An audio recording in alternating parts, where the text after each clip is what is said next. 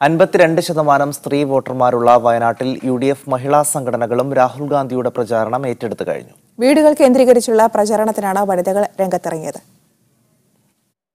Rahul ഗാന്ധിക്കായി AICC നേതാക്കളും KPCC നേതൃത്വവുമെല്ലാം വയനാട്ടിൽ പ്രചാരണത്തിനെത്തിയതോടെ മണ്ഡലത്തിലെ UDF മഹിളാ സംഘടനകളും പ്രവർത്തന രംഗത്ത് സജീവമായി കഴിഞ്ഞു. ബൂത്ത് തലത്തിലും വീടുകൾ കയറിയിറങ്ങിയുമുള്ള പ്രവർത്തനങ്ങൾക്കാണ് തുടക്കം കുറിച്ചത്.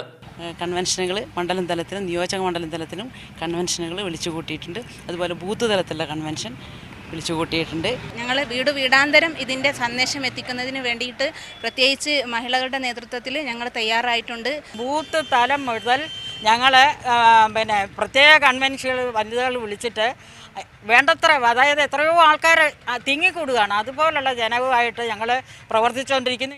രാഹുലിന്റെ വരവ് പിന്നാക്ക ജില്ലയായ വയനാട്ടിൽ വികസന കുതിപ്പിന് വഴിവെക്കുമെന്ന പ്രതീക്ഷയിലാണിവർ. പിന്നോക്ക ജില്ല എന്നുള്ള ആ ഒരു പേരിന് മാറ്റം വന്നു. ഈ ജില്ലയ്ക്ക് ശാപമോക്ഷം കിട്ടി എന്നുള്ളതാണ് എനിക്ക് പറയാനുള്ളത്. രാജ്യം കണ്ട ഏറ്റവും നല്ലൊരു സ്ഥാനാർത്ഥിയാണ് നമുക്ക് കിട്ടിയിരിക്കുന്നത്.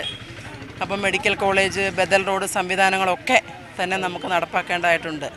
അപ്പോൾ അതിന് രാഹുൽ ഗാന്ധിയുടെ ഈ സ്ഥാനാർത്ഥിത്വം വയനാട് ജില്ലയുടെ ഒരു രക്ഷകനായിട്ട് തന്നെയാണ് ഇവിടെ എത്തിയിരിക്കുന്നത്. ഈ മാസം 12-ന് കൽപ്പറ്റയിൽ വിപുലമായ വനിതാ കൺവെൻഷൻ വിളിച്ചു ചേർത്ത് പ്രവർത്തനം വ്യാപിപ്പിക്കാനാണ് മഹിളാ സംഘടനകളുടെ തീരുമാനം. മീഡിയ 1 വയനാട്.